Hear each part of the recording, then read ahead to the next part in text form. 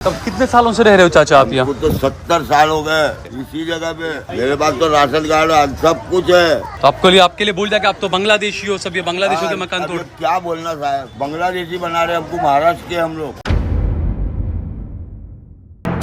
TV 10 Bharat, सच की ताकत। दोस्तों, दो बड़ी खबरें निकलकर सामने आ रही है। पहली है गुजरात से और दूसरी है सुप्रीम कोर्ट से। यानी वक्फ बिल को लेकर जो सुनवाई होने वाली थी उसमें क्या कुछ हुआ वो भी सामने आया है। इसी के साथ साथ बात अगर की जाए गुजरात की, तो गुजरात में एक बड़ा मामला ये सामने आया है कि कई घरों पर बुलडोजर चलाने की तैयारी कर दी गई है। और ये तैयारी क्यों की गई है, किस लिए की गई है, किस वजह से की गई है, सब बताएंगे इस वीडियो में आपको। आखिर तक इस वीडियो को जरूर देखिएगा। नमस्कार, मेरा नाम है जयंती झा और आप देख रहे हैं टीवी 10 भारत।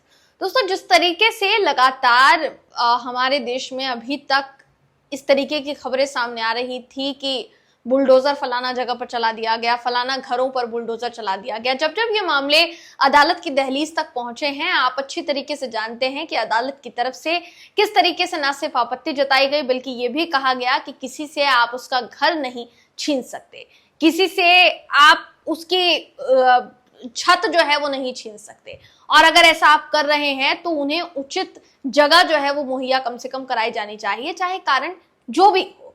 अब गुजरात से एक ऐसा ही मामला सामने आया है जिसे सुनकर हर कोई दंग है। दोस्तों, कहा क्या जा रहा है, दावा क्या किया जा रहा है, प्रशासन का क्या दावा है और नुकसान किसको होने की गुंजाइश जताई जा रही है, ये जरा आपको बता देते हैं। आपकी स्क्रीन पर इस समय वो खबर मैं आपको दिखा रही हूँ, आपकी जगह ट्वीट दिखा रही हूँ। अशरफ हुसैन नाम के यूजर का ट्वीट है। लिखते हैं, गुजरात अहमदाबाद के चंडोला तालाब स्थित हजारों मकानों पर बुलडोजर चलाने की प्रक्रिया शुरू। सरकारी तालाब की जमीन और अवैध रूप से रह रहे बांग्लादेशी नागरिकों के नाम पर की जा रही है कार्यवाही। बताया जा रहा है कि इससे ज्यादातर मुस्लिम आबादी प्रभावित होगी। इससे पहले भी कई घरों को तोड़ा गया था।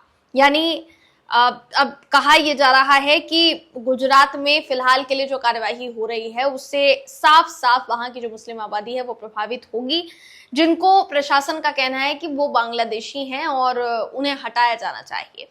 अब सहल कुरैशी नाम के यूजर हैं, लिखते हैं कि चंडोला तालाब अहमदाबाद, फलस्तीन के सबसे बड़े पलायन नकबा जैसे मंजर आज अहमदाबाद के मुसलमानों पर नजर आया।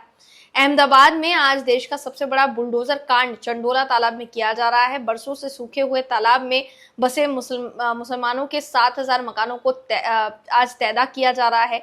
पुलिस कमिश्नर का कहना है कि चंडोला इलाका बांग्लादेशियों का हब बन गया था, जबकि हकीकत यह है कि आज तोड़े जाने वाले सभी 7000 मकान भारतीयों के हैं। इनमें से कोई भी बांग्लादेशी नहीं है। बांग्लादेशियों के मकान तो एएमसी 15 दिन पहले ही तोड़ चुकी है। यानी कुल मिलाकर अब ये कहा जा रहा है कि इनको बांग्लादेशी बताकर कहीं ना कहीं उनके घर तोड़े जा रहे हैं, उनके घरों पर बुलडोजर चलाया जा रहा है। और जो वीडियो इन्होंने शेयर किया है उसमें छोटे छोटे बच्चे अपना सामान समेटते हुए बाहर जाते हुए नजर आ रहे हैं। दोस्तों, वो वीडियो आपको दिखाना चाहेंगे, वीडियो देखिए आप। बता बर्बाद करी ना क्या गवर्नमेंट ने। तब कितने सालों से रह रहे हो चाचा आप यहाँ? तो 70 साल हो गए। 70 साल से यहाँ रह रहे हो? हाँ। इसी जगह पे? इसी जगह पे। मेरे पास तो राशन कार्ड है, सब कुछ है। तो आपके लिए बोल दिया कि आप तो बांग्लादेशी हो, सब ये बांग्लादेशियों के मकान तोड़। क्या बोलना साहब, बांग्लादेशी बना रहे हमको, महाराष्ट्र के हम लोग। तो जैसा आपने वीडियो में देखा, आपको नजर आया होगा कि किस तरीके से छोटे छोटे बच्चे जो हैं वो निकलते हुए नजर आ रहे हैं।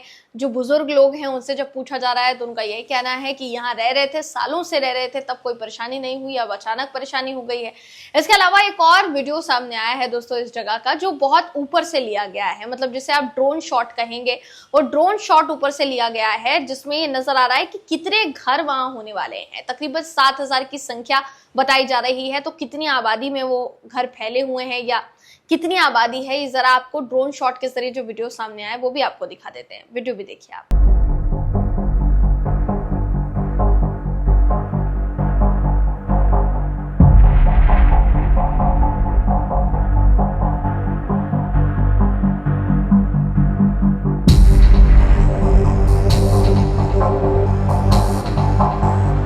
तो जैसा आपने वीडियो में देखा, आपको नजर आया होगा कि कितने घरों पर बुलडोजर चलने वाला है। और अगर ये बुलडोजर चला तो जो उस घर में रह रहे हैं, चाहे वो बड़े बुजुर्ग हो, चाहे वो महिलाएं हों, चाहे वो छोटे छोटे बच्चे हों, उन बच्चों का भविष्य क्या होगा, अधर में किस तरीके से लटक सकता है, ये आप अच्छी तरीके से जान सकते हैं। दोस्तों, अब ये तो हुई गुजरात से आई खबर की बात।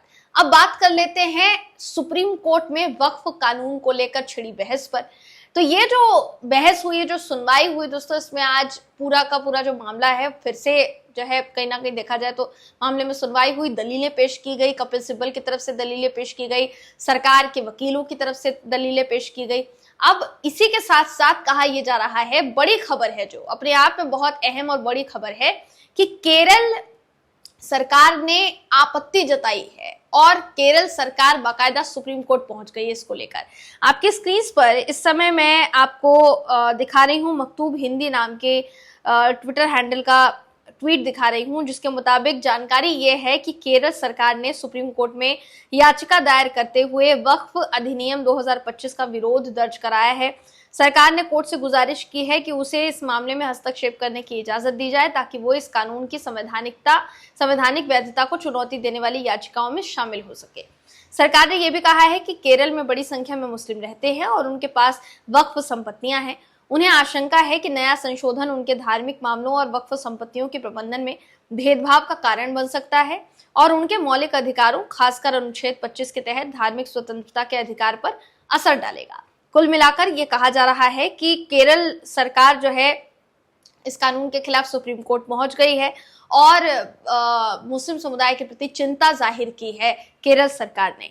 इसके अलावा अगर बात की जाए कपिल सिब्बल की, तो वो इस पूरे मामले पर सुनवाई कर रहे थे, माफ कीजिएगा दलीलें पेश कर रहे थे याचिकाकर्ताओं की तरफ से जिन्होंने इस कानून के खिलाफ याचिकाएं लगाई हैं सुप्रीम कोर्ट में। उन तमाम याचिकाकर्ताओं की तरफ से केस लड़ रहे हैं कपिल सिब्बल।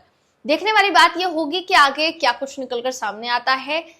फिलहाल जो माहौल नजर आ रहा है देश में, उस माहौल को आप किस तरीके से देखते हैं दोस्तों? चाहे वो गुजरात से जुड़ा हो, चाहे वो वक्फ बिल को लेकर सुप्रीम कोर्ट में चल रही सुनवाई से जुड़ा हो, आपकी राय क्या है कमेंट करके जरूर बताइएगा। अगली वीडियो में आपसे फिर मुलाकात होगी, तब तक के लिए नमस्कार।